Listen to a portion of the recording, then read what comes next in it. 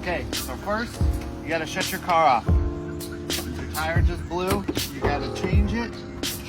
First thing you gotta do is go into your trunk. So open up your trunk, go around to your car. Make sure you have a nice clean trunk. And then you lift this little panel up. Boom, take the jack and all the tools out. Put those on the ground.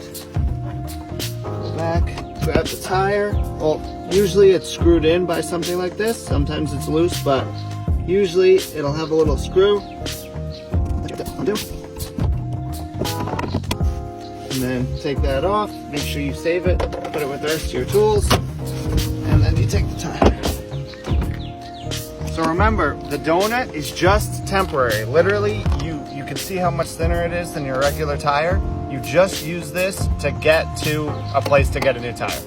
First thing you're gonna need is your tire iron. So what you're gonna do is you're gonna unscrew the lug nuts off of your tire.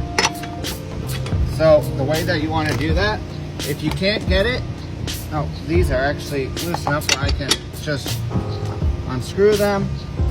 So you don't unscrew them all the way. You just unscrew them to where you can start to turn them.